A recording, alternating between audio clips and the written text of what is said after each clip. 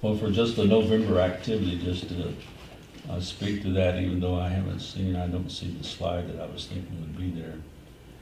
In the electric, we're over, we had more expense than revenue for the month of November. There we go, right there. And that is due to about $115,000 made for a loan payment. If you look at the sanitation fund, we're high on our expenditures because of a $150,000 loan payment during the month of November. We also had $51,000 paid to Ramey for various things, such as $12,000 for treatment at the wastewater treatment plant, $28,000 for collection and transmission. This is above normal expenses that we have incurred. And then for line repairs and cleaning, another $12,000. So $51,000 plus $150,000. That's $200,000 of that. $235,000 expenditures for sanitation. Okay. Here's that one. Here we go by fund. So overall, general fund, we're about 105% of our revenue projection, and our expenditures are at about 85%. Electric fund, we're at about 85% of our revenue and about 68% of our expenditures. Water fund revenues at about 90% of our budget and expenditures at about 75%. And sanitation, what we had projected, we're about 84% of the revenue. However, and we are at about 76% of our expenditures. Again, we were expecting to be at a loss for that sanitation. Stormwater, we're 135% of our revenue projection. In Parks and Rec Fund, we're at 104% of our revenue projection. And we're at 77% of our expense.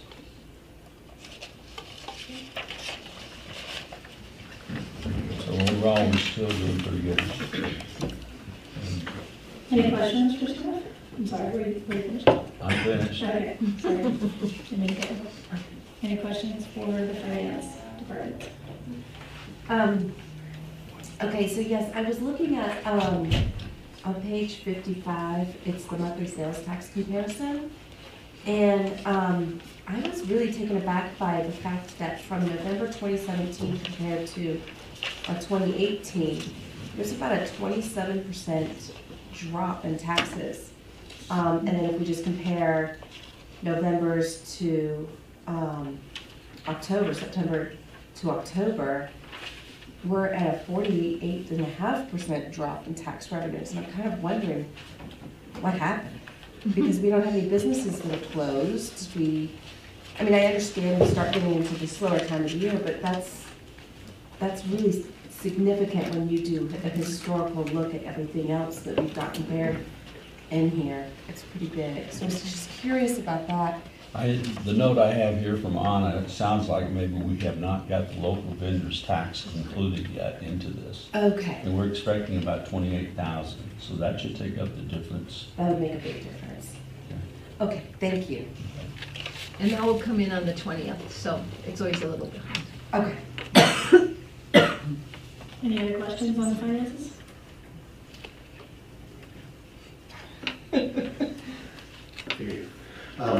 The new electric meters, is that still anticipated to be purchased in December, no more purchase? We are anticipating it being purchased in 2018. Okay.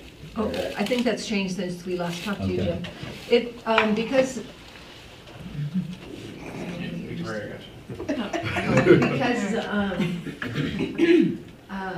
the electric bids were opened, and we had 3 submittals. All 3 were over $100,000 more than what we had budgeted. So we are not going to accept any of those bids. We're going to review the bid specifications and go out for bid, and it probably will now be purchased in 2019, and we'll have to ask the board to make that budget adjustment to 2019 instead of 18. Okay, thank you. So just let the trustees know, as soon as you're done talking, it's helpful to me if you turn yourselves off so that I don't have to manually do that. Because you can only have so many people lit up at the same time, so that would be helpful. Thank you. All right, I'll turn it back to the town administrator. Thank you. I just have a couple of administrative announcements. I believe I mentioned this before, but there's going to be some public information coming out on the backflow prevention and cross connections program that the town is responsible by the state to operate. I think where's the echo? It's just here. And so we are going to be sending out several public announcements. Thank you, Jim. For notification if you are one of the residents required to take action regarding this. And so we will probably be seeing that right after the first of the year. So I just want to make people aware that the state is enforcing through the ton of lines to make sure we're meeting those requirements. Second of all, I just wanted to let you know that our finance staff, she's gonna have to turn down a bit. I think you're interfering with that. Hang on a minute. Can you help her, Brandon? Turn down.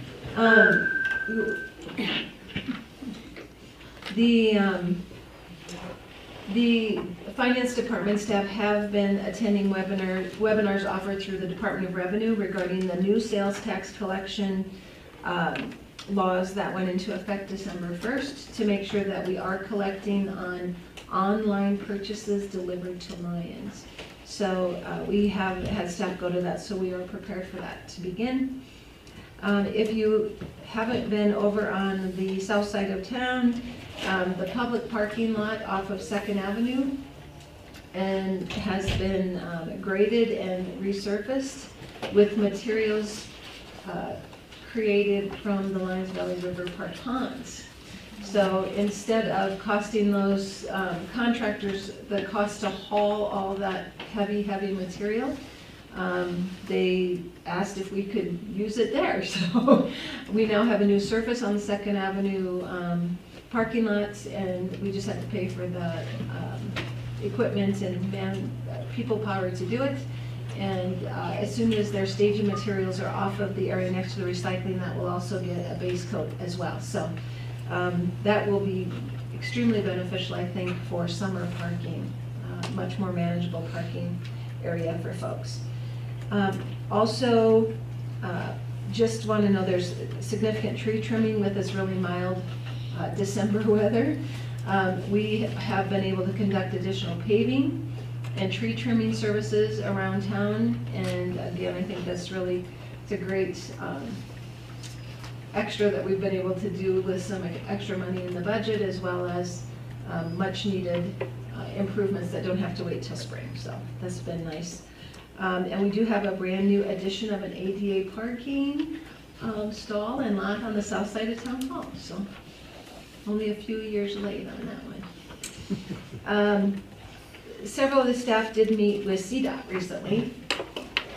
They want to really increase their efforts to meet quarterly with every municipality that is involved with the CDOT system through their communities. And so we did talk quite a bit about the Highway 7 project that will be being conducted between Lions and, all the way up to Peak over this next summer. We talked about the timing on that, potential for trail and bike lanes if the funding allows such. And then also talked a little bit about traffic counts. And it seems like they always do their traffic counts in Lions in October instead of during our prime times. And so what they're showing right now is our daily average throughout the whole year is 10,000 cars through Main Street. Meaning that during the summer months, it's probably in the 35 to 40,000 range per day. So they are very, very interested in this Highway 66 project and what happens when all of the improved lanes up to the intersection of 36 all then converge in Lions. And they are willing to, potentially said there might be some grant funding available to do some studies on the end of Main Street and on Broadway to see if it would be feasible for another, like a double right turn lane up Highway 36 or the potential for a roundabout. So we're going to be meeting quarterly with them starting in January. So I think that's a really good opportunity. They also thought that there could be some funding available for a permanent variable message sign in Lyons so that we would be able to tell people when events are coming and parades are going to occur and traffic is really heavy. Right now, we rent that during the summer months, and they thought they may be able to fund one for us. So it's a productive meeting. And then lastly, I want to give a little Summit housing update.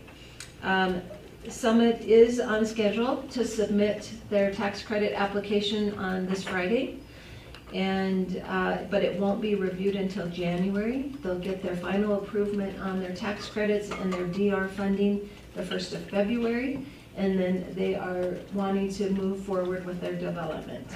So again, the 11 single-family homes do not require any development review. That's a use by right.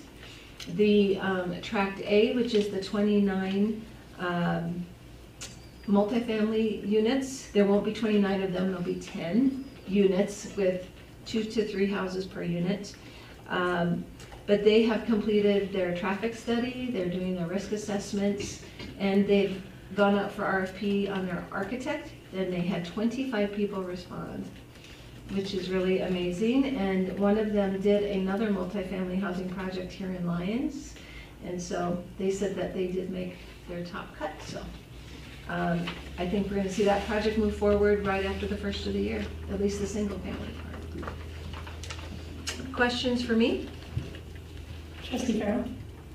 So I'm just curious, one, could you give me what those numbers were again on the traffic, the number of cars? The average daily traffic count is 10,000, a little over 10,000 per day on average throughout the year. So in the summer months, it's probably, their best estimate would be 35 to 40,000 on the weekends and busy seasons. And then, would we be able to get a copy or a visual of the results on the traffic study from Summit? We will be able to get that, if they want to share that. They pay for it, it's proprietary, but I think from my discussions with them, I'm sure they'd be willing to do that. That would be nice. I know people in the neighborhood would probably like to know. Sure. Thank you. I just had a question for you on the Highway 7 project. Yes. You said the trails might be possible in the bike lanes if funding allows, right? Do you know what the funding source is? Is there anything we can do to be supportive of? It's money from the other DR projects around the state that came in less than budgeted for. And my understanding is all of the funding from around the state will be going into this Highway 7 project. So it's dependent on if other budgets come in less than planned, of other projects. Do you know who oversees the project allocation of funds? Is it the state? Is it CDOT itself, Dr. Cobb? It's CDBG DR, so it'd be. It's all DR? Mhm.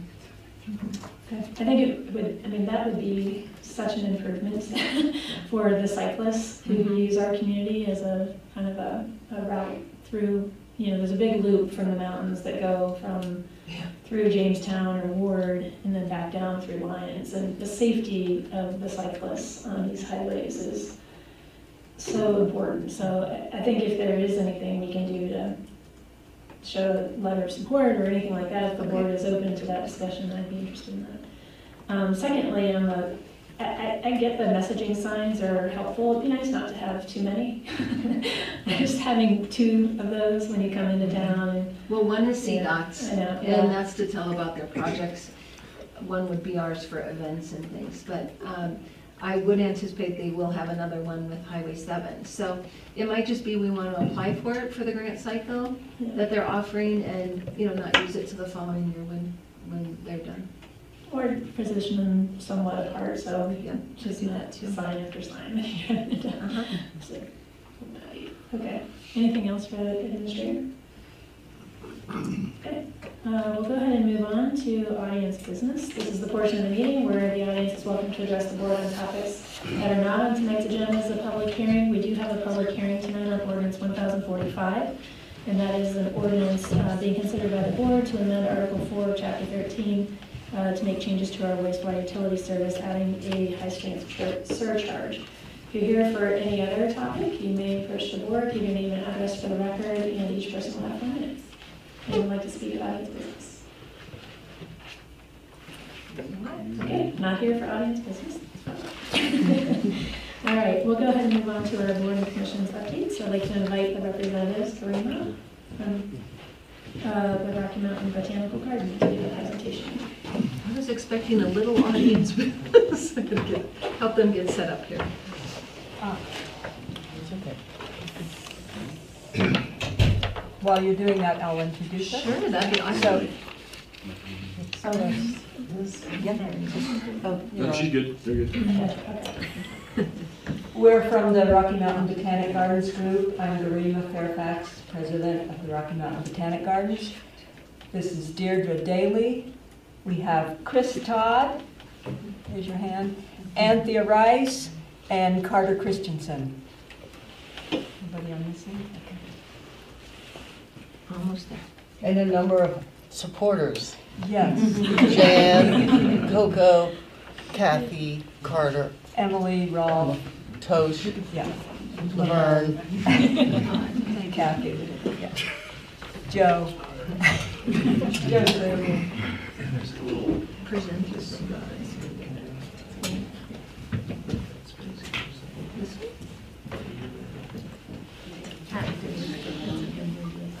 Whenever you're ready, but I'm Okay. going to enlarge it while we're talking. Okay. We want to build a native plant botanic gardens in Lyons. And our mission is to foster an understanding and appreciation of our native plants and wildlife, and to create a place where visitors of all ages can learn and enjoy the peace and beauty of the natural world. Here's what the path might look like. There'll be paths where you walk through that are directing you through the garden.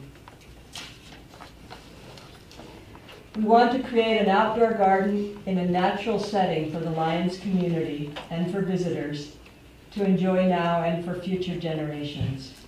So we'll have native plants representing the foothills, which is the vegetation that's right here around Lyons. So we have ponderosa pine, Rocky Mountain juniper, mountain mahogany, and grassland. I'm still on the last one. Sorry. I hit it. And then prairie grassland, which is the land to the east of here, grassland with yuccas and sand cherries. The montane zone, which is up around the peak to peak, and going all the way Allen's Park to Estes Park. Aspens, spruce, subalpine fir, lodgepole pine, Rocky Mountain maple. And then the riparian zone, which is plants that grow along rivers and lakes, such as cottonwoods, chokecherries, alders, and birches. And a southwest garden, which is plants from southwestern Colorado, like pinyon pine, gamble oak, sagebrush, hop tree, and one-seeded juniper.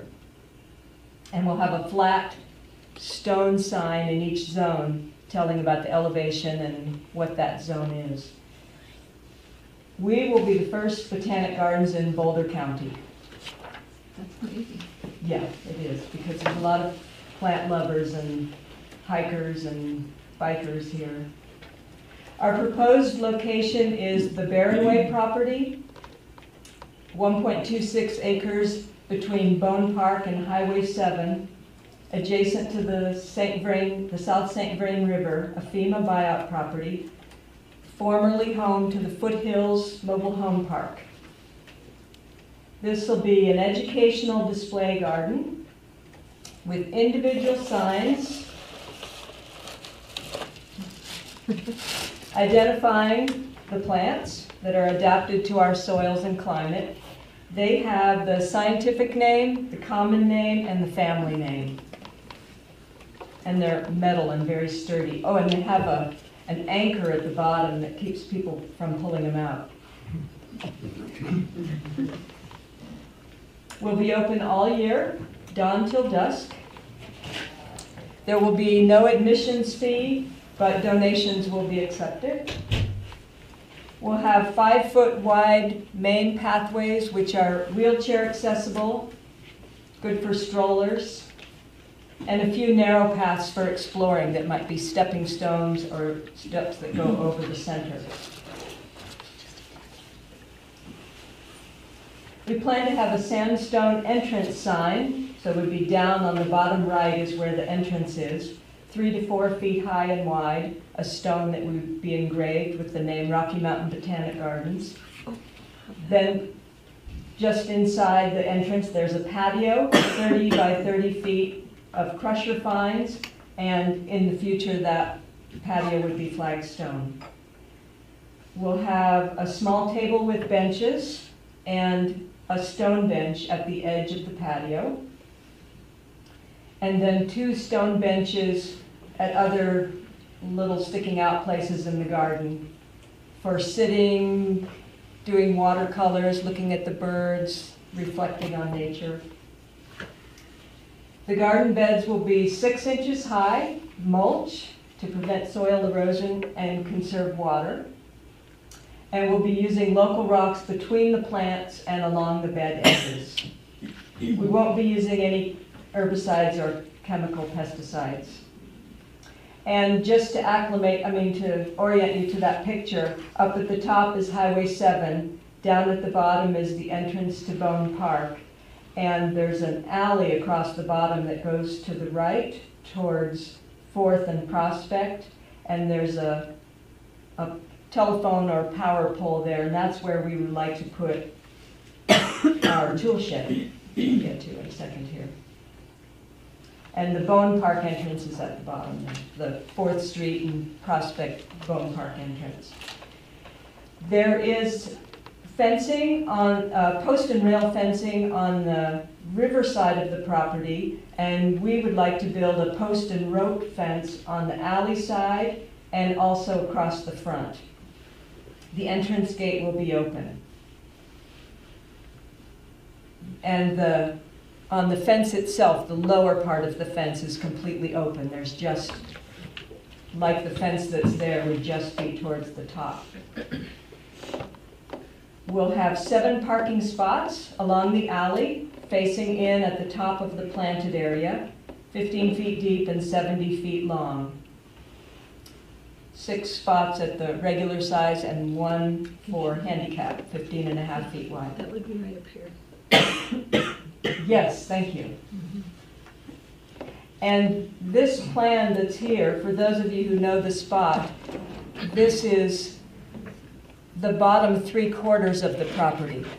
So there's still a little bit more up at the top that we would do later, but that's why the parking is there, because if it were at the very top, there's a big drop-off for those of you who know the site. We will ID all the tree species on the site and seek permission from the town to prune and or remove some of the native trees. For example, there are non-native trees, sorry. For example, there are some Siberian elms there, and they tend to get, they're from Central Asia, and they tend to get slime fungal diseases. And then there are also a couple of green ash, which the green ash borer disease is coming across the country, so we would replace them with native species.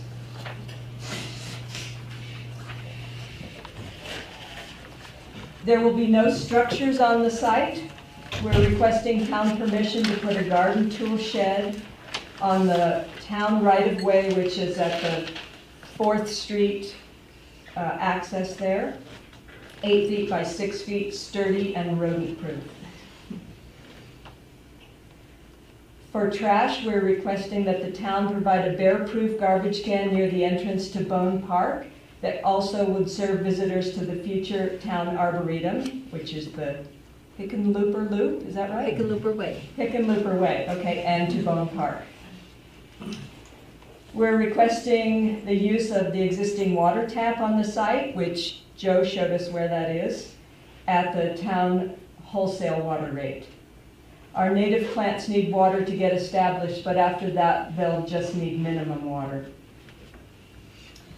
We're requesting our site be added to the existing parks insurance policy. We have no danger areas here, no climbing, no swimming, or anything like that, so we feel that it's a safe area. For visitors, we are estimating 10 to 20 visitors a day with seasonal highs and lows. Most local residents would walk or bike to the garden, and out-of-town folks will drive and park. And some residents tell us that they'll visit each season to see what's blooming and turning colors. And those who hike in the area can come and learn the names of plants they see while they're out hiking. And those who garden can come and learn beautiful native plants that grow easily here. We will maintain the garden ourselves with the help of volunteers. And we have applied for our 501c3, and as soon as we get that and we get permission from you, we'll be applying for grants for a gardener to help maintain the garden. We have the construction budget, next one please, for phases 1 and 2, and the first year of annual maintenance, which is revenues from our annual plant and t-shirt sales that we have every May, and also from significant donations. We have our Colorado sales tax license, and we'll continue our annual plant and t-shirt sales each May. We plan to offer ecological classes on native plant identification, tree and shrub pruning, gardening without the use of chemicals, and xeriscape gardening. And we will request donations at the garden entrance. And I think you all have copies of the budget. And we had one other idea. If the garden does go in at that spot, we thought maybe we could put a name on that alley and think of some good name that goes with the garden. You know, like Lodgepole Lane, or just something that would lead us there, something to do with the Botanic Gardens. And there's a list of what we're asking the town for, which I've stated in that, to be added to the town's park insurance policy, to provide and maintain a bear-proof trash receptacle, to provide a kiosk, oh, I didn't say that one yet, for flyers for weed information, for the Botanic Gardens, and the Arboretum. And we have little weed booklets that we hand out to the weed posse and to anyone else who wants them.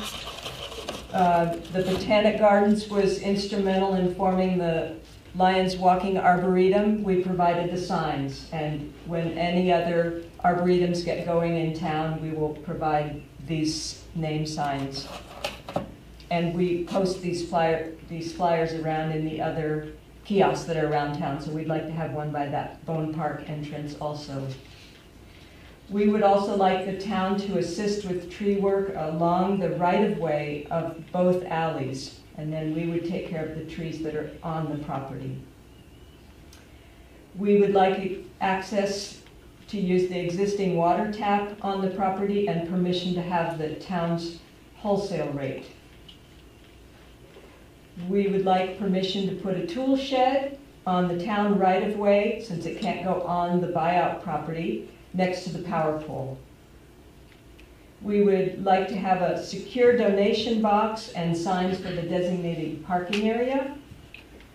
And we would like to use the Bobcat that the Lions volunteers use, with a Lions volunteer driver to help us put in the main pathway and the patio.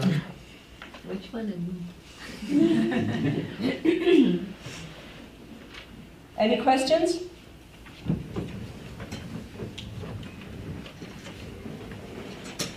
Does anyone have questions? Okay then, do you want to see the budget? Trustee Burton? Do you want to show the budget? They have. Oh. With respect to the water, this may have been looked at before, but at one time, there was a ditch that ran on the edge of this property in order to irrigate to the property that's also that property. Is that ditch gone forever? I believe so, because it used to go by that one of those little trailers there and go onto Right. their pathway.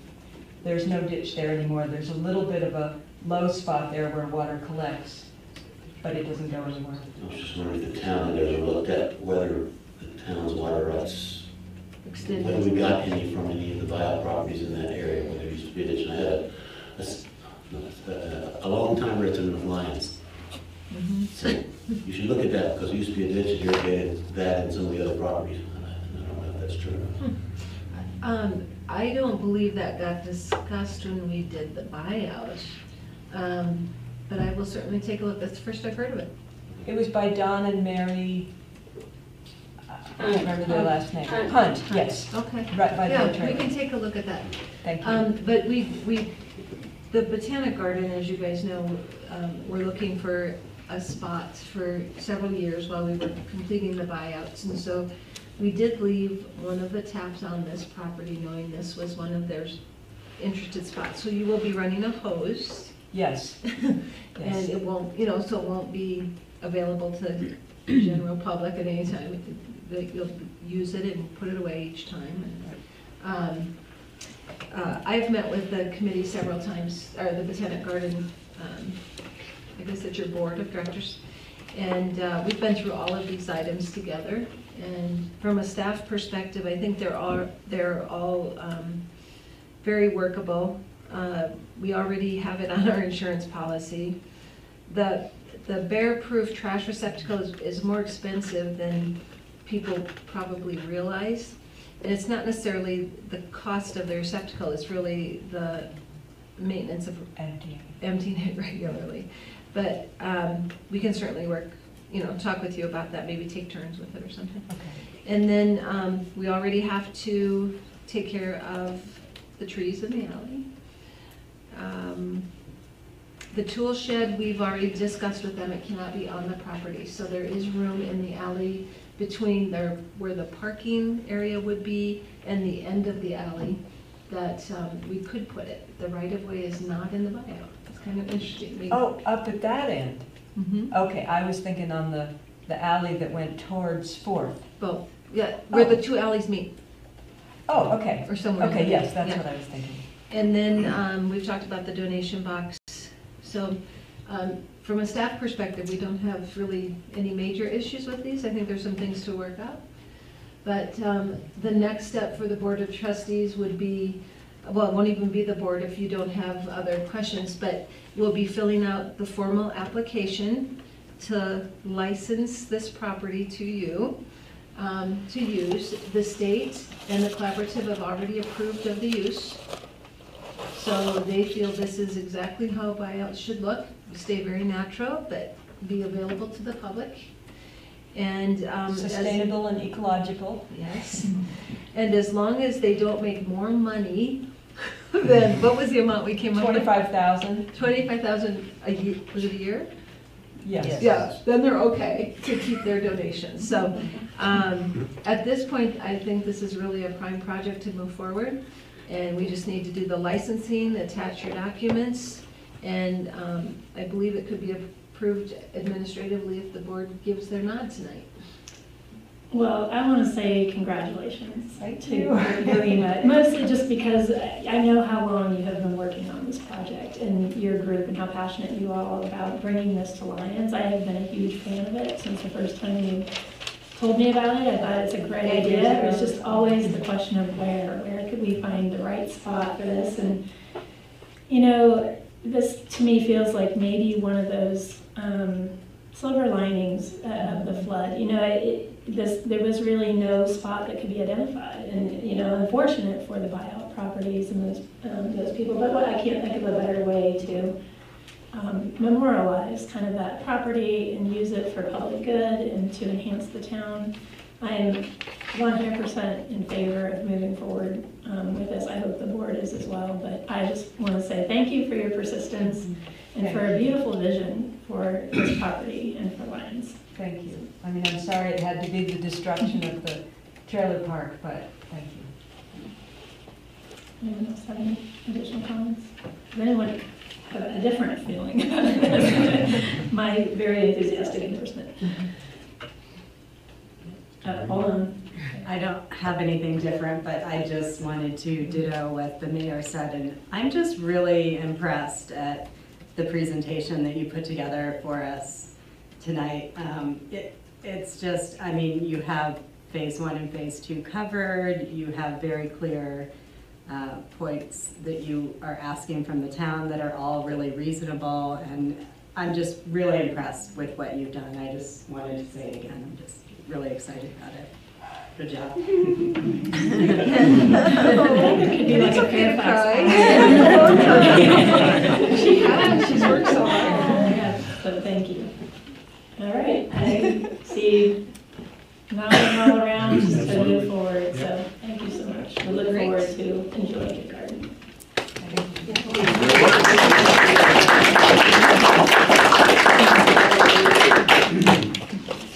All right, tough act to follow, but I think we have the candidates of Emily, for this one. Give us a Dan's HSAC.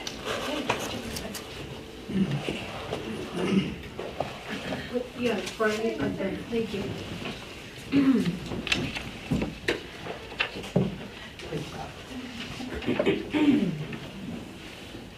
How's that? Perfect. Okay. Yeah, our microphones are better than they used to be. Yeah, You don't even have to put them in. very nice. Well, I don't have a slideshow for you. It's okay. But, wow, I'm so impressed. That's so exciting. What a great way to, thing to do with a sad situation. It's funny because when we were invited to come up here, we had just had our last meeting of the year for HSAC, and we had just gone over our accomplishments and our goals for 2019. So I'm going to give you a summary of what we talked about at our meeting. I'll start with accomplishments for 2018. We initiated the vulnerable population list in case of emergencies. So we got together with the fire department, Lions Prepared, the police department, the town, and everyone had heard of the list, but no one was really sure where it was or who was keeping it up to date. And so after kind of assessing the situation, we realized that we needed a more coordinated plan. And the town was able to step up and do that, and now people can call and they can voluntarily get signed up to be on the list. So we're very thankful for the town stepping up to do that, and I think it especially helps some of our most vulnerable seniors feel more comfortable knowing that people know who they are and how to reach them in case of an emergency.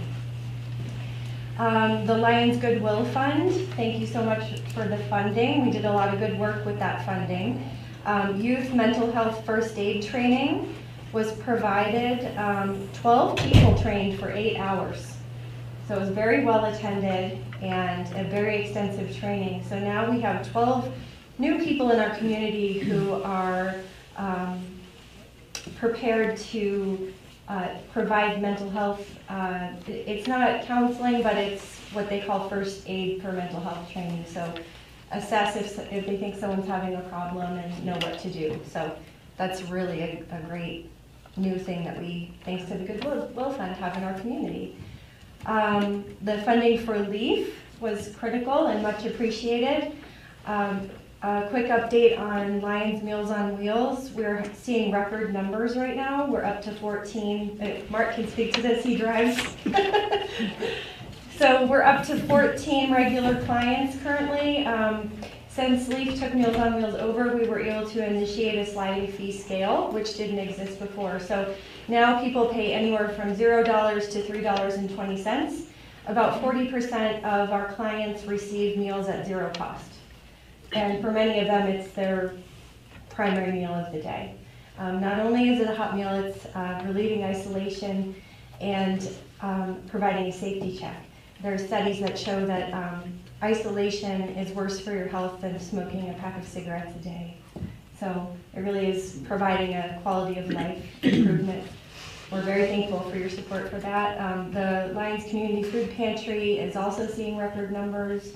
And in addition to that, our community food share, which we drive to the 60 miles round trip every week and pick up 800 pounds of food, they've been having issues procuring certain kinds of food.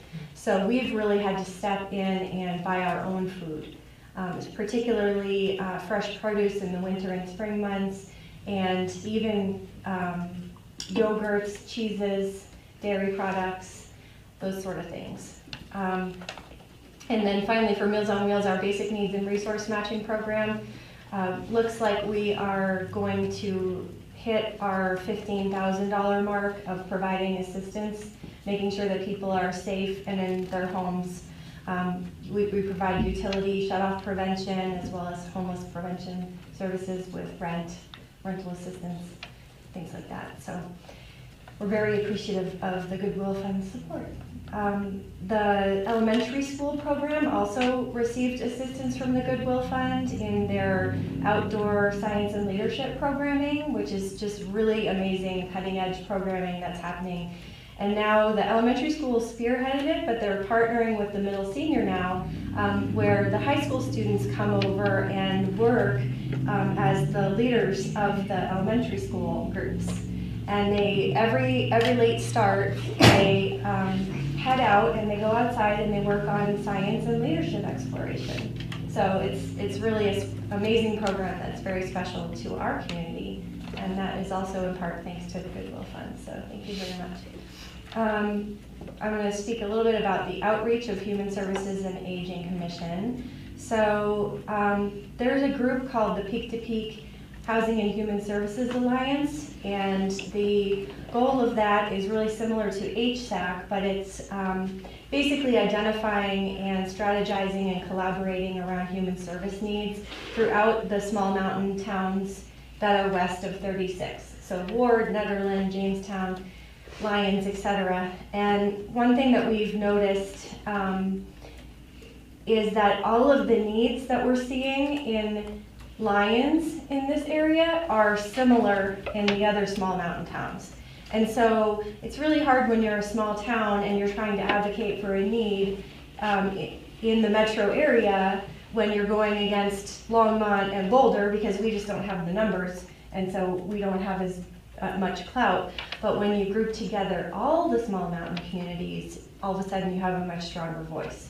So we've been collaborating with that group, going up to those meetings when we can, and we will continue to do so. They created a really fantastic strategic plan, which we would like to present to you at some point, highlighting the work and research that they've done in focus groups throughout all the small mountain towns, including Lyons, and showing the highest priorities of need in the human services area.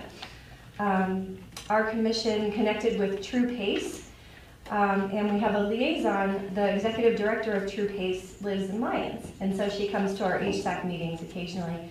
The program is an all-inclusive care for the elderly. It coordinates and provides all needed preventative, primary, acute, and long-term care services so that older individuals can continue living safely in their community. And I know that there are members from Lyons. They have folks that are from Lyons who utilize these services regularly, and the numbers continue to expand as the word gets out about that program. Connections made through HSAC helped make possible the quick development of a drop-in space to talk at Lyons Community Church that John P. Jane and Ellen Cade made available 2 days after a suicide that happened recently. Community conversation on renting in Lyons called Rental Madness at the Lyons Library was well attended, and attendees said they would like to see more. We continue to support and provide information about progress of subsidized affordable housing. So as you know, we're in the process of changing our name to Housing and Human Services, and we're just so thrilled to see all the progress that happened this year with housing, with Habitat and Summit, and nice work. It's exciting. There's definitely a need for it. Community conversations on mental health issues at the Lyons Library have been occurring, and they've all been well attended, and they're scheduled to continue. Recently, I think there was just a conversation focused around grief and stress in the holidays. The senior lunch program run by Boulder County is continuing at Walt Self 2 days a week. And Lori Legault and Boulder County both use that time to share information and programming and presentations with attendees, as well as social and fun events. So those are our accomplishments for 2018. Our goals for 2019 include the primary goal that we've been really working with as an unmet need for the past few years is transportation. So that's, yeah. We know there's an opportunity for funding from Boulder County that Toby Russell is pursuing. So hopefully we will be able to make some progress in that area and have some great news and reports next year on transportation. We've seen a need for bus passes that are different than the eco passes, just one bus pass kind of thing. We've seen a steep increase in transients and homeless people in the area, and so they end up at LEAF and they request bus passes, and so LEAF's been providing that, but in general LEAF does not service homeless. We do homelessness prevention. We're not really set up to manage homeless. It's a whole different ballgame. So with that being said, that's another one of our goals for 2019. There's been a big shift in care for homeless in the county, and it's really confusing, and also it's metro focused, just like everything else with human services. You really have to get in there and dig. And so it's called a coordinated entry system, where in order to access services, you need to go one of two places in Longmont, 2 places in Boulder. That's it. Those are the only ways that you can get homeless services in the county. There may be some in East County, but there's nothing in the mountains. So we are working with the R Center, who has an intake person. They are one of the coordinated entry places, to educate our community around where do we send people when they come here, how do we handle it, how can we get someone up here who can help do intake for folks. So anyway, that's a goal in the future. Let's see, another goal is mental health partners.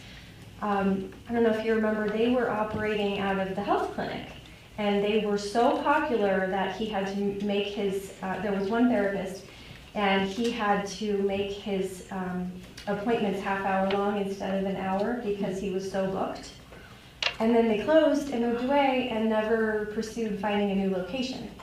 And so we don't have any sliding scale or any Medicaid, any mental health services that accept Medicaid in Lyons. And we believe that's a really big unmet need. And then on the tails of that is the issue with medical providers, and now the pharmacy being closed as well. So that is on our radar, and we would love to see some kind of medical provider, mental health provider, pharmacy services come back. I know, as you all would like to see also. We continue to work with the Peak to Peak Housing and Human Services Alliance, and one of our goals would be to share with you that strategic plan next year. They also did a lot of work around emergency preparedness in basically the area of how nonprofits and the human services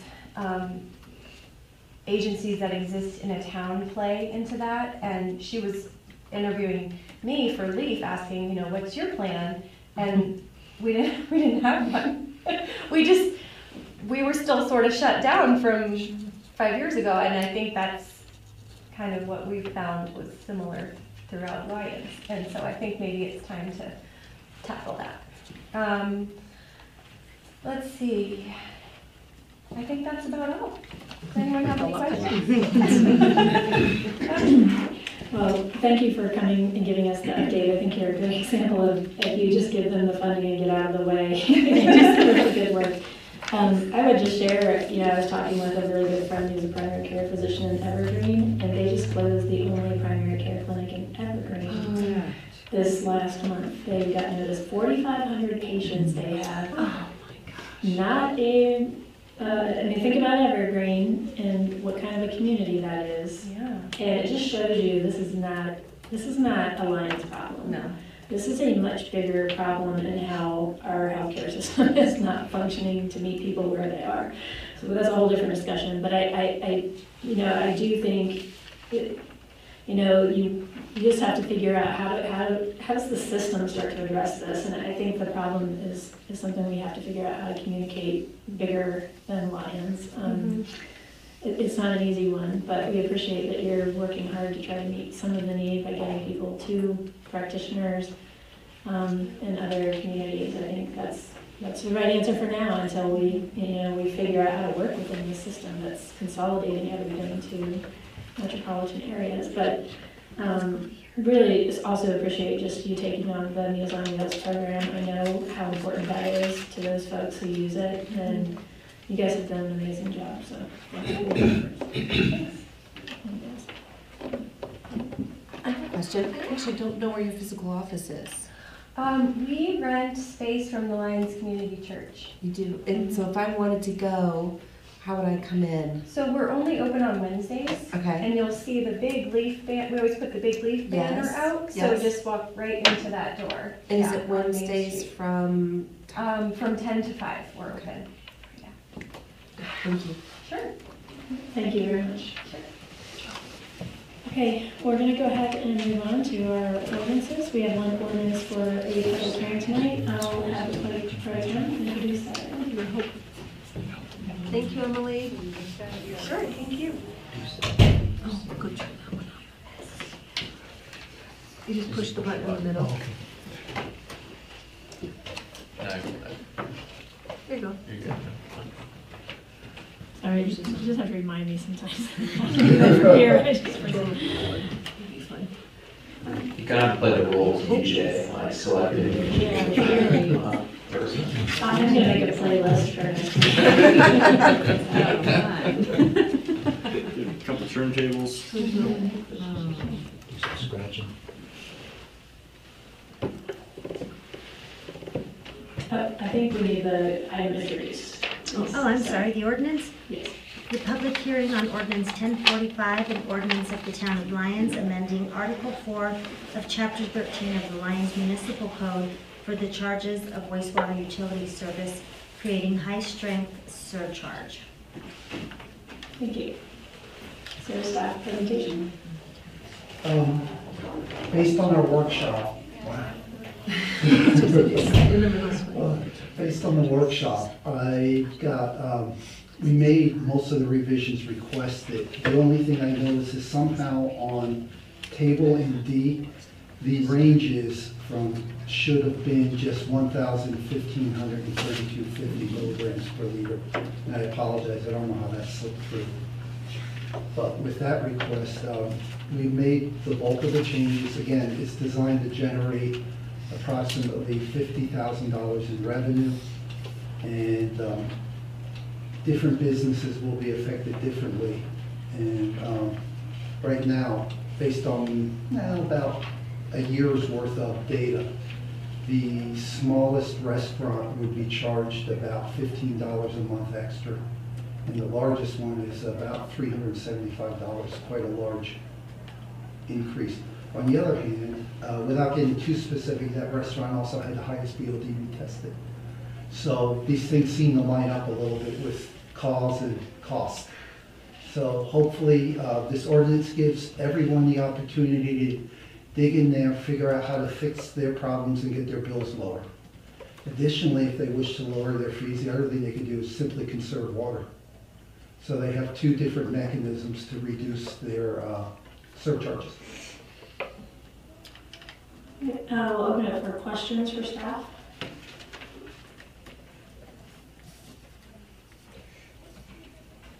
Trustee Brown?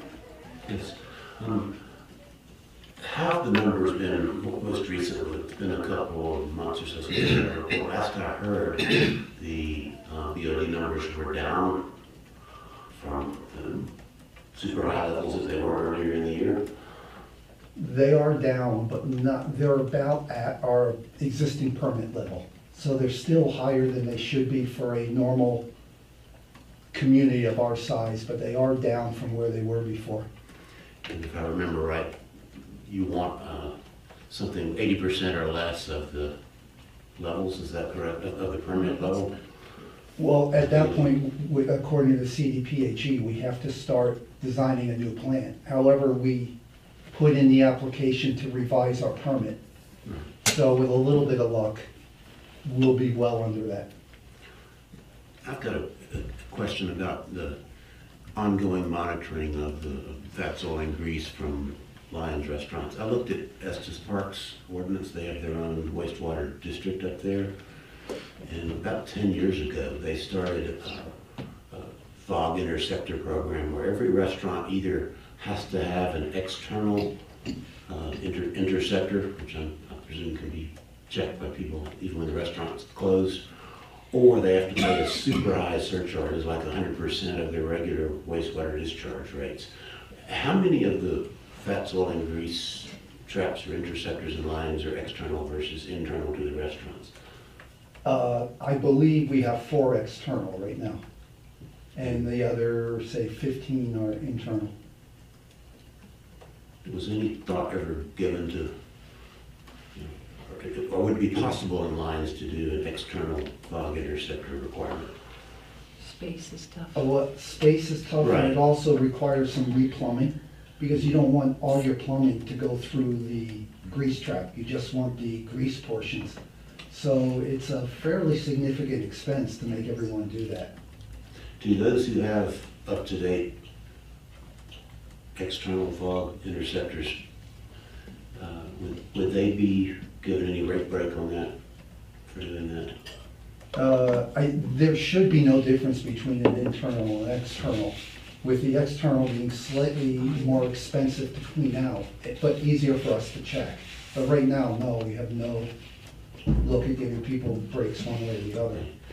What type of ongoing check program for restaurants is envisioned? Quarterly? Right now, we're checking quarterly, and I'd love to be, hopefully after we get our backflow and cross connection going, we'll be able to check monthly, is our goal. And is that a physical check that you, the town staff do, or is it a requirement that the restaurants do? We're physically checking them now. We bought a device, so I don't have to stick my head in the grease traps anymore. So, yeah, we're physically checking them. The ones outside again are very easy. But the ones inside, you have to basically schedule it with the restaurant. Correct. Now, we do require them to report monthly, though. Okay. Yeah, the owners are supposed to self-report monthly, Okay. and then turn that into the town, and then we do a quarterly check. Sorry, Jim. Other questions? Okay, now you can put yours on. Do I put it on? Do it. Okay, all right. I just wanted a little bit more explanation about this significant industrial user category. You know, we have the other categories and we're measuring in BOD, and then the significant industrial user was talking about discharge of gallons of water per day. Just some explanation there. How is it falling in this chart, and how is it aligning with the other categories, or not aligning with? Okay, it doesn't align with any categories, but right now we don't have that type of business. It's just there in the future, say in the Eastern Corridor, if someone decides to open up something, I don't know, a pickling plant or something in the food production. Potatoes.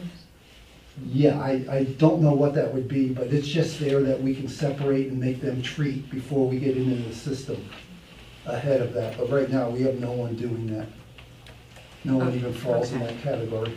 So the idea would be, we'd be able to assess a surcharge for BOD in the future if this came up, and this just gives us the ability to place hold for it in the ordinance? Right. Okay. All right, thank you.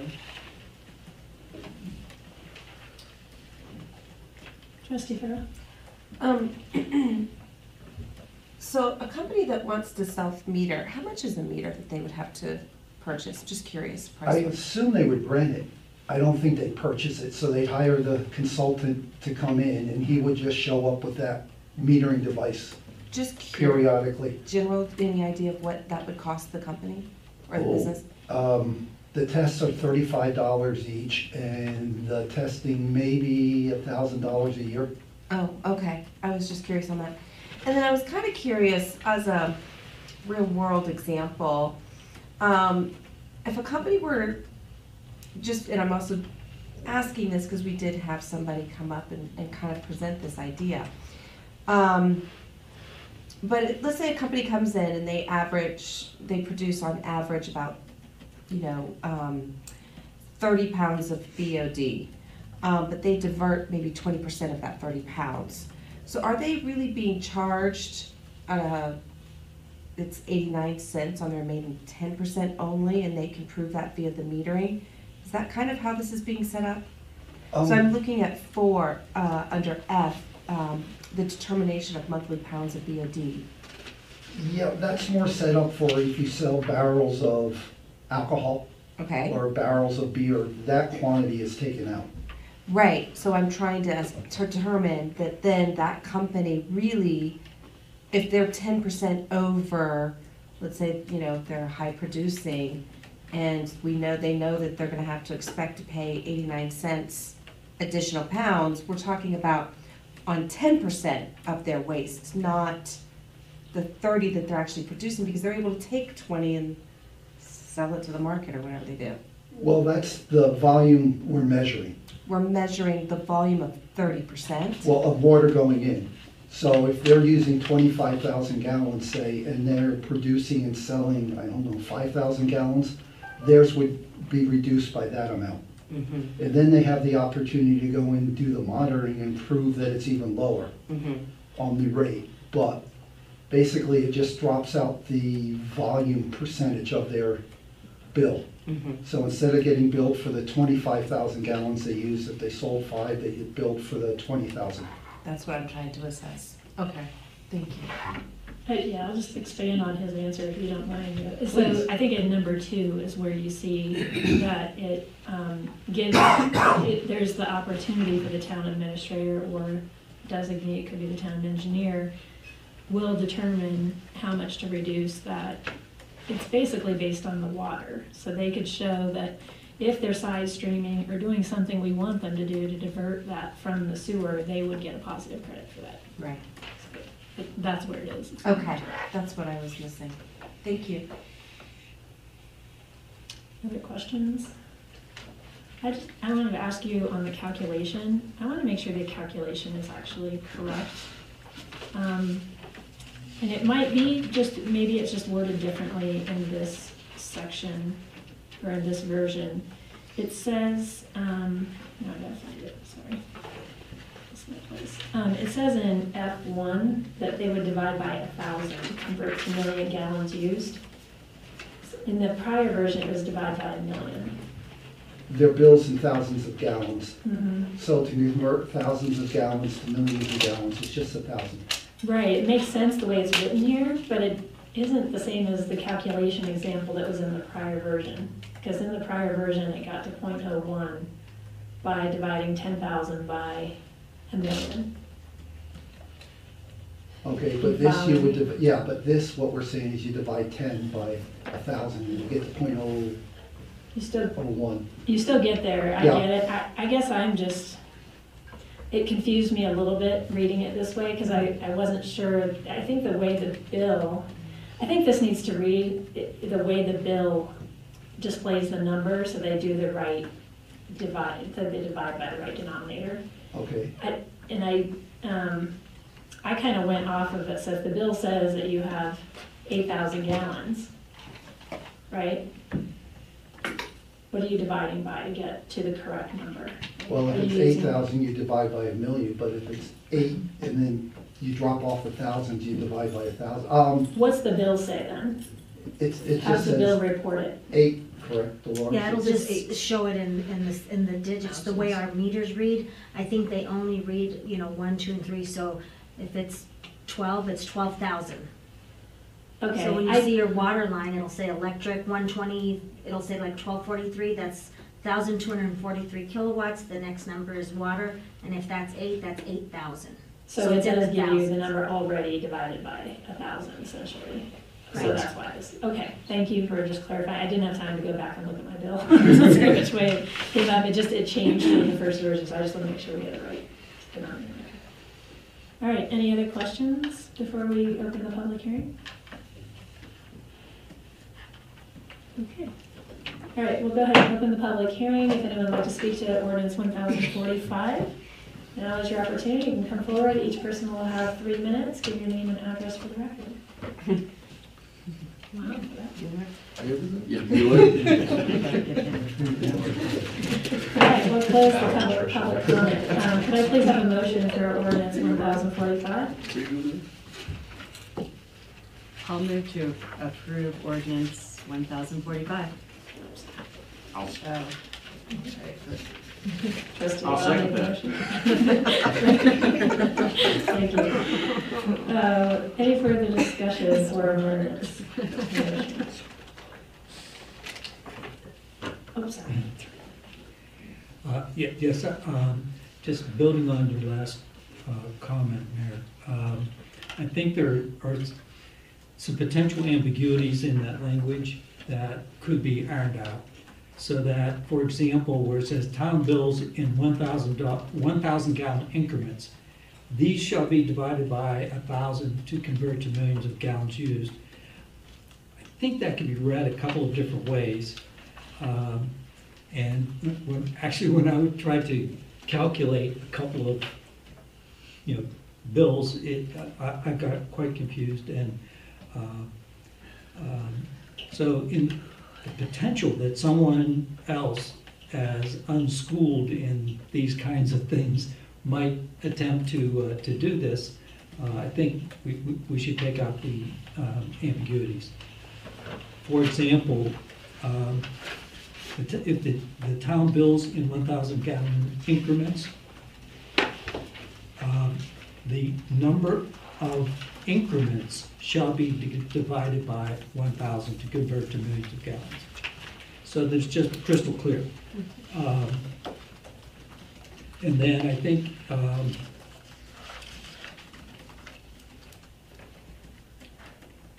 then we need to know the number of millions of gallons based on the calculations in number 1. Right? That's in fact, I have a suggestion to add literally a formula,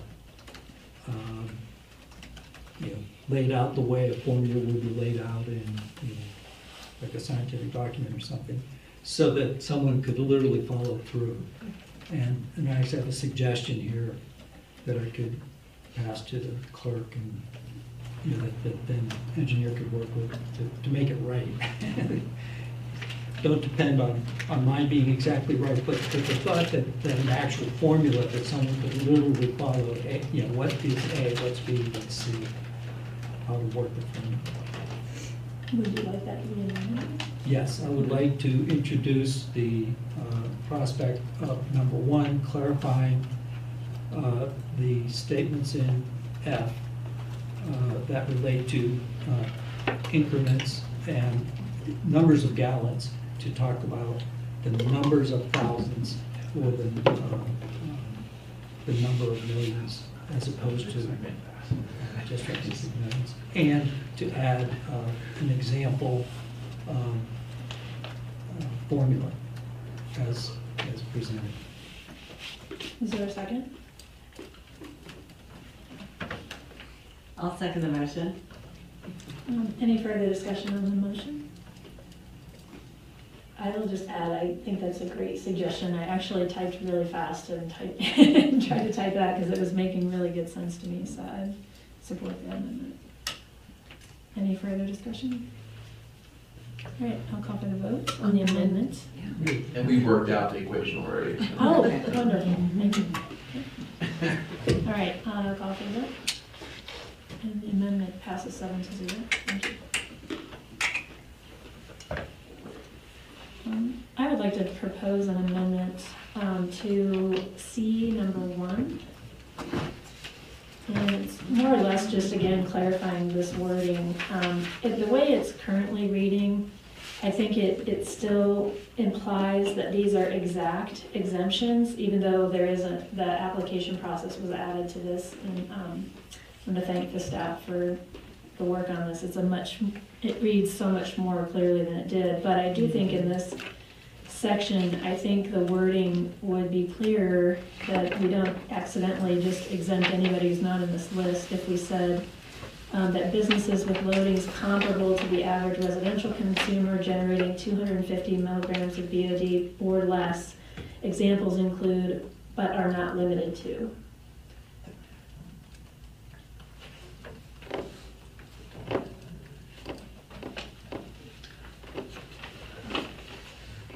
I'll second that. Thank you. I'm thinking, reading, I know. typing. Yeah, I This didn't is know. Yeah. definitely. It's definitely there. Any discussion on the motion? Comparable to existing residential.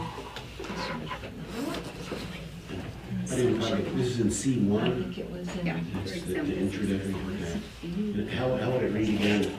And I'm open to the attorney and staff tweaking this, but the intent here is to not imply that these are the only exemptions, or that in all cases these might be exempt. So it's to leave some flexibility by saying that these are defining them as businesses with loadings that are comparable to the average residential consumer generating 250 milligrams of BOD, milligrams per liter of BOD or less. Examples include, but are not limited to, an enclosed or office space business, etc. Any further discussion? And I'll call for the vote on the amendment. And the amendment passes 7-0. Thank you. Who was your second? Trustee Watt. Thank you. I would like to ask someone to make the amendment just to fix the table per staff's comments about fixing those numbers versus the range. Happy to do that. Yes. I would like to amend the document by changing the table in D to reflect only the highest level BOD production assumption per category. Is there a second? I'll second. Thank you. Any further discussion?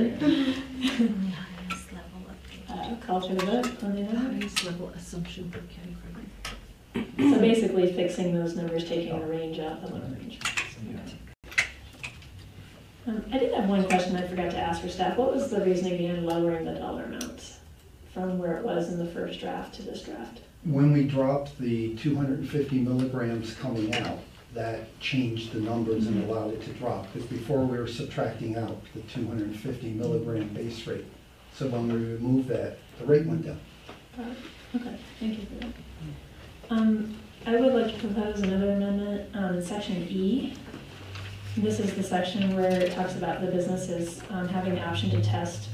I would like to move that we change the sentence that reads, "The measurement shall be performed by an approved testing vendor from a list of vendors provided by the town and at frequencies and times agreed to by the vendor and the town." I think it would be nice to say the vendor, the business, and the town, to make sure that we're working with the business on what works for them as well.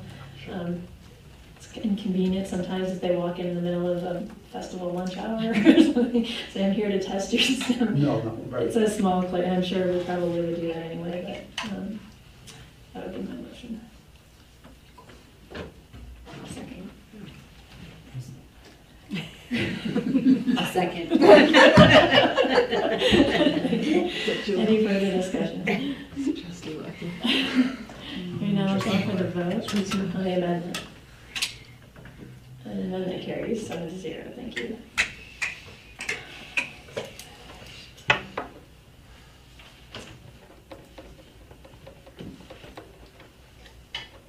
That was all my comments. Any further amendments or discussion? All right, I will go and call for the vote on the overall ordinance 1045. The motion's approved, 7-0, thank you.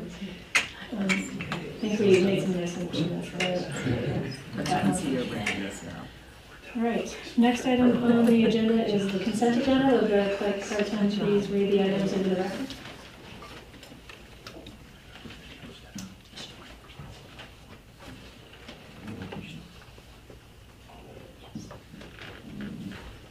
Got it.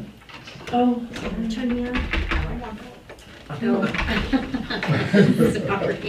All right, consent agenda, resolution 2015-120. welcome to the board of trustees. All right.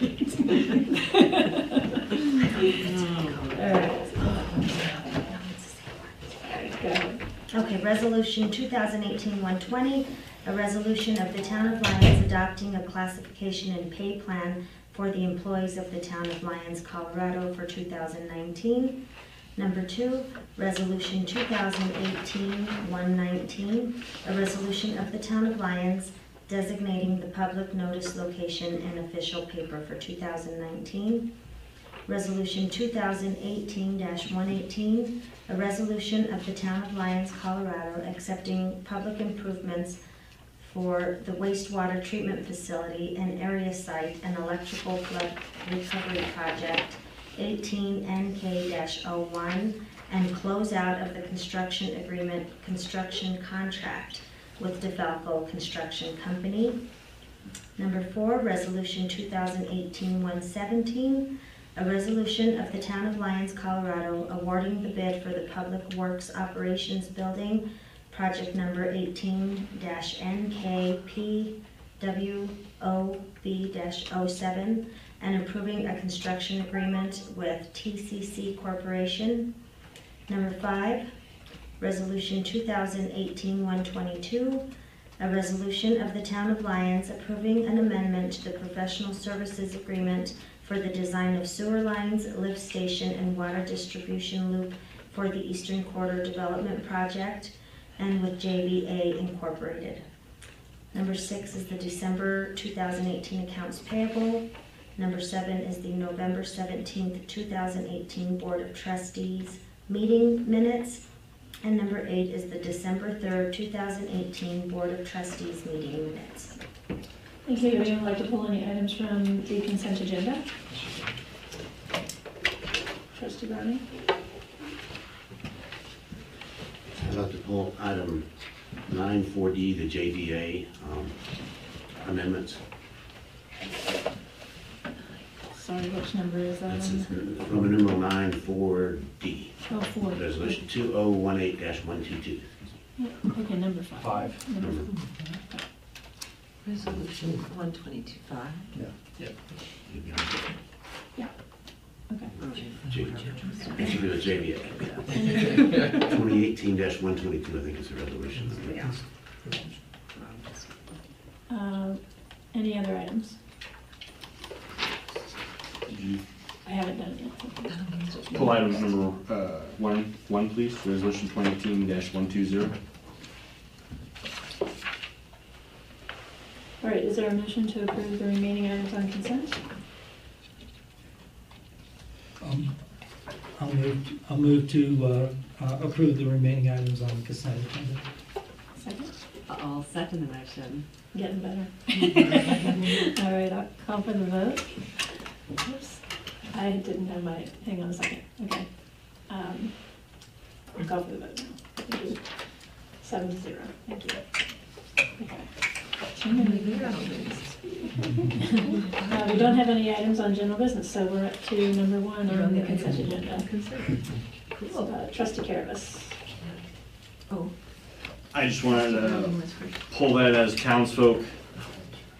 People in the town see our budgets, but it doesn't, it's somewhat of an overview sometimes, and I just wanted to get on the record, I asked for the town to provide me, so people can be aware it's on the record, what total expenditures to payroll were for 2017. Town line staff, which I received from staff was $1,002,075. Grant staff was $537,000. 2018 Town Lions total employee payroll was $1,219,550. Just so, as we see a budget of 2.5 million, 3 million as we grow as a town, people can see, I mean, it's in line with businesses, just the way it is, benefits. But some of the commissions I'm serving on, people are questioning, you don't see things in the budget, this, that, it's like, well, sometimes you kind of have to add things up yourself, and it makes it more difficult for them, so just wanted to put that out there so they can see it straight out, one big number, here's what the payroll is for the year, here's where it was last year, that's it. I would like to add to that, the 2018 or 2019 proposed salaries you approved is the same range as 2018, the range did not change. But we did add 2 positions that you added to the budget in 2019. One was the HR, Human Resources Generalist, and the Code Compliance Officer. So that's why there's a jump between those 2 years. Yeah, and thank you for that, but I was gonna pull this for that information to say, were there any changes from 2018 to the ranges? And then my second question was, are there any employees that are not at least inside the range? Is there anyone below the range? No, last year we put everyone in range, and so if they're no longer in range, it's due to lack of performance. But no, everyone was put into range last year, and then we added the 2 positions, so that's the big increase in Thank you. the salary change. Mayor President? I have one question. Historically, the town had about 14 employees prior to the funds of it. And this presents, I think it's 21 positions. Is that implying that there, even post-flood, there would likely be somewhere near 21 positions? I think that's a good assumption to make. A couple of those positions are part-time, and so when you average those into the FTE, it will go down a little bit. With the addition of the 2 new positions, my guess is it will go up a hair. So most likely 16, maybe 17, or I guess it could even go to 18 with parks by the time we get through recovery. Thank you. Is there a motion for resolution 2018-120? Okay. So moved. I'll second. Any further discussion? Hearing none, I'll call for the vote. And the resolution is approved, 7-0. Next item on the items pulled from consent, Trustee Brown. Yes, the amendment to the JVA contract was fairly large, $75,000, and was originally a $264,000 contract. In reading through the items that caused the upward amendment, a number of them seem to have to do with the BOD loading at the wastewater treatment plant. Do you have any idea, out of that $75,000, how much of that expense was attributable to addressing the BOD problem?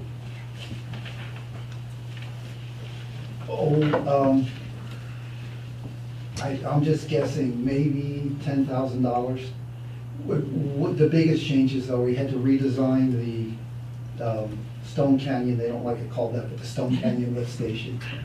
Located behind Clark's. Located behind Clark's Hardware. That Stone Canyon does go into. That's good. Yeah, just for the record. And the other thing is, we ended up doing a lot more work at the new public works site and that whole site. So those were the major changes that ate into the original budget that needs to be supplemented by. The BOD was all handled separately through that wastewater treatment re-rating contract. Okay. All right. Just wondering what that expense was. I just wanted to point out, and I support the resolution that that would be an example of the type of expense the town has incurred that's not really covered by the surcharge. It's basically addition to that. So the $50,000 a year, if it's what it turns out to be, isn't going to cover expenses like that.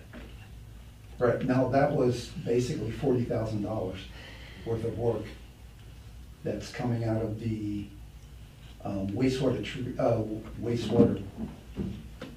enterprise fund. Right. That isn't covered, correct?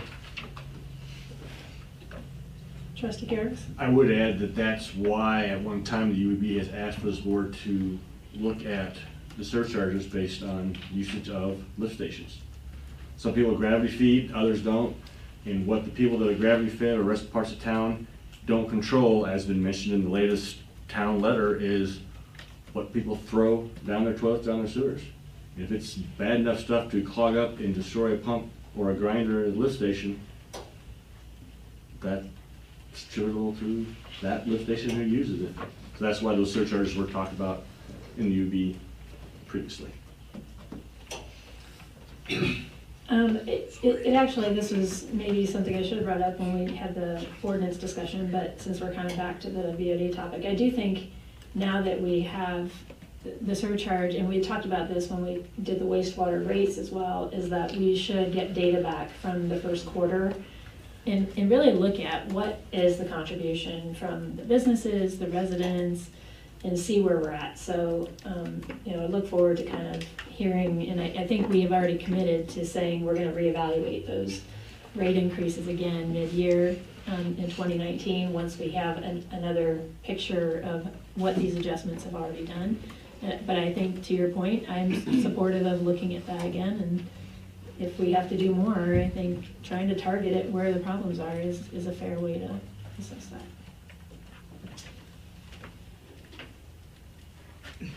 I think that's a good point. I think we all recognize when we pass the general sewer rate increase that we needed to look at it again after the first quarter. And I think the same thing needs to be done with the BOD surcharge. We need to look at it. Is it producing the revenue that it was calculated to produce? What costs are we maybe at that point still incurring that aren't just operational, but are things like re-permitting, re-engineering and things. So I think we've got to look at both of those again, second quarter next year. All right, any other discussion? If not, I entertain a motion.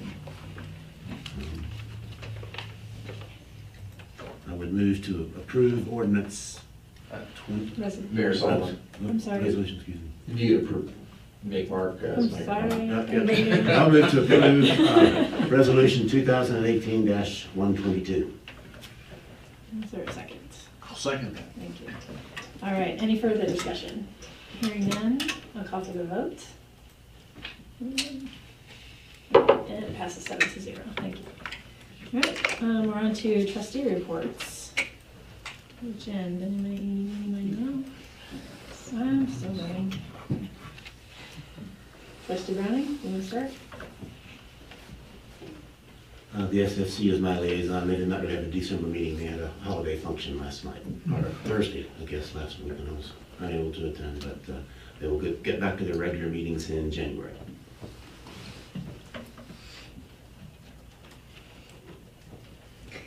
You heard the HSAC update. Yeah, it was a good report, huh? We're busy.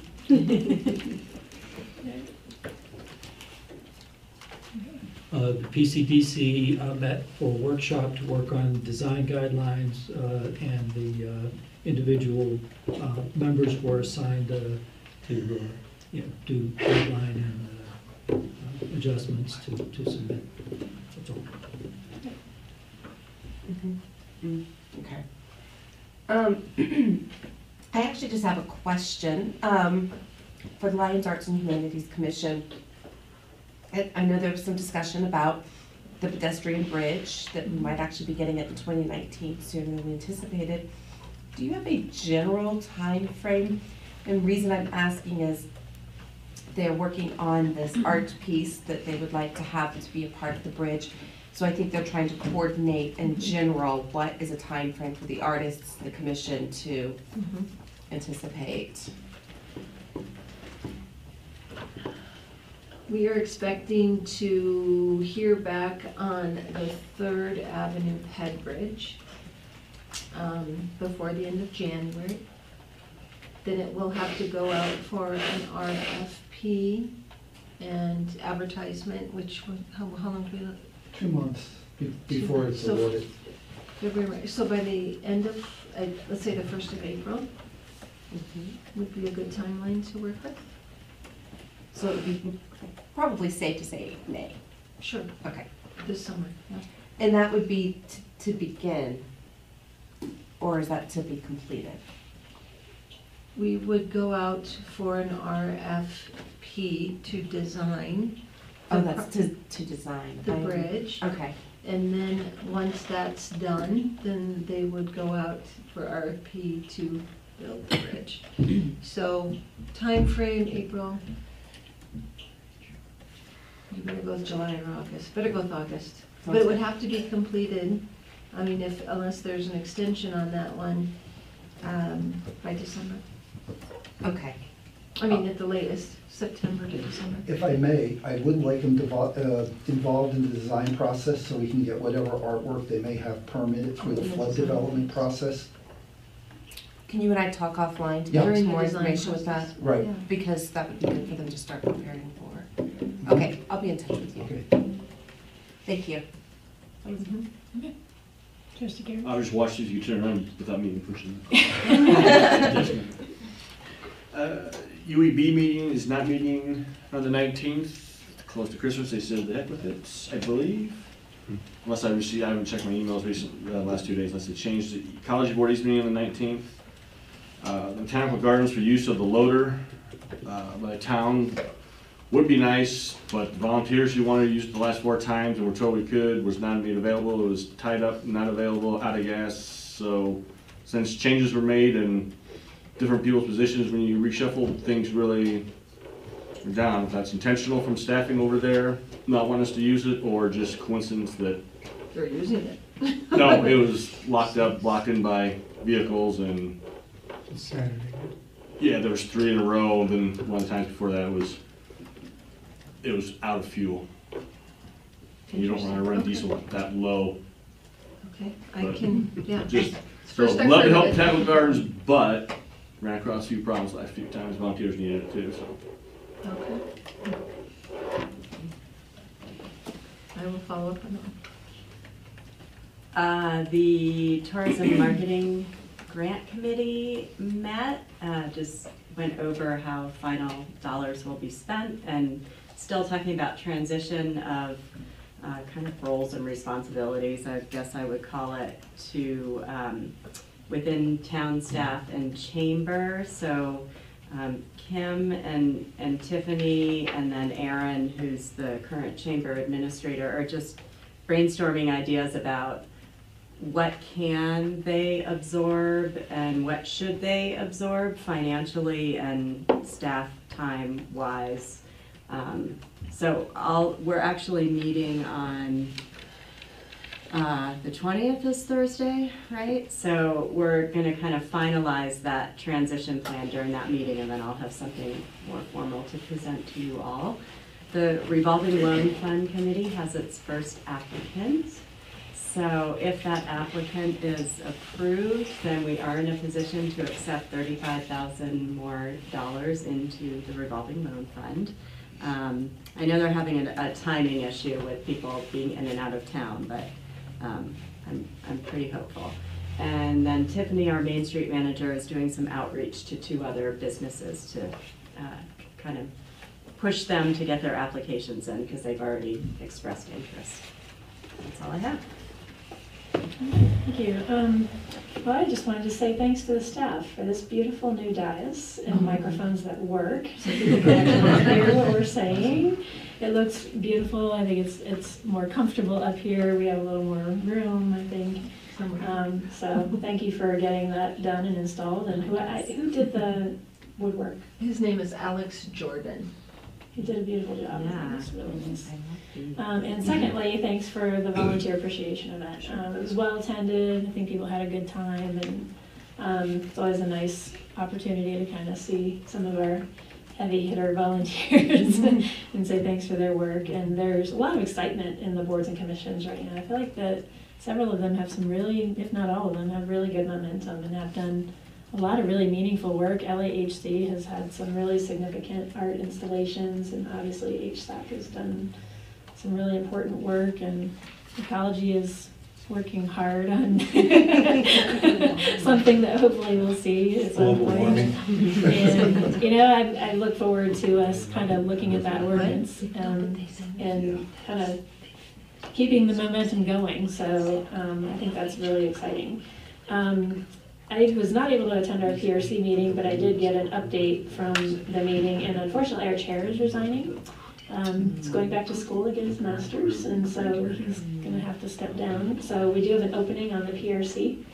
I haven't touched base yet to find out. I think there is some interest in someone else taking the chair role. There's So two, yeah, there's 2 positions open. there's 2 now? Okay. Total on the PRC. Okay, double check that. Maybe we'll have to update our records again. Okay. That's what they told me at the. Oh, really? Yeah. Oh, 2 of them okay. came up to me and said, we have 2 now. So just, we need to recruit Okay. for PRC. And then they did, I heard there was quite a concern about potentially them feeling like the Dr. Bott plan had some really important language removed from the last time we reviewed it until the final version. And if the board, some of the board members who were here for that, we made changes and it had to be done before the end of the year, and they were gonna make some final changes, and they are questioning whether the changes were made correctly. And so I'll be working with staff to kind of go back and see what we can dig up, but we may be asking some of you for your notes in case you may have taken notes from that discussion. And then finally, I don't know if you wanted to share this or not, but I was gonna let the board know just in case they were wondering about the results, is that our shooting range survey was hacked or bombed or whatever the cute term is. Shot. Blown up or whatever. It was forwarded to an outside group, a pro-gun AR-15 Are you group, and kidding they me? barraged our survey with lots and lots of different You're responses. kidding. So Oh my I'm not God. sure we're gonna get much useful data. There's maybe some early responses. They kind of can see when they think that may have happened. You can So- obviously see where it happened. There was a local person that wrote the group and said, please send in your comments, it's important. And it goes from, we had 20% response rate within 24 hours of posting it, and then boom. And there's more responses now than voting people in town, and they all say they live in Lyons. Do you know who it was? Yeah. You do? Oh my God. So anyway, you may have to rethink how we want to get Is it some Putin? feedback. Be involved, probably. Something going on. It's the shooting survey. So now anyway. we don't have good data. Yeah. So I've asked staff what they can do to maybe try to The manage. old-fashioned way. Send it to Piece of Parkland High paper School, and- we'll get a balance. Yep, that's what I'm getting at. Could we do something in our utility bills? And it has their account number attached to it, so you know which ones come in, just like a vote. So anyway, just I thought we'd give you that update. All right, that's all I had. Unless there's anything else, we will go ahead and as soon as the mayor pro tem comes back, we'll make a motion to go into executive session unless someone else wants to move us along. Okay.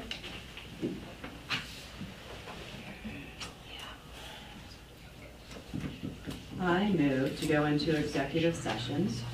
Executive session pursuant to CRS sections 24-6-4024A and 24-6-4024E for purposes of discussing a proposed lease of property by Paul Freisig, DBA Western Stone of Lyons LLC, from the town of Lyons, and determining positions relative to matters that may be subject to negotiations, developing strategy for negotiations, and instructing negotiations regarding the proposed lease of property by Paul Freisig, DBA Western Stone, from the town of Lyons. All right, thank you. Is there a second? I'll second that. Oh, Okay, I'll second we good. that. All right. Any further discussion? Hearing none, I'll call for the votes. Yeah. Okay, 7-0, we will now go into executive session. Chambers are open. Yeah.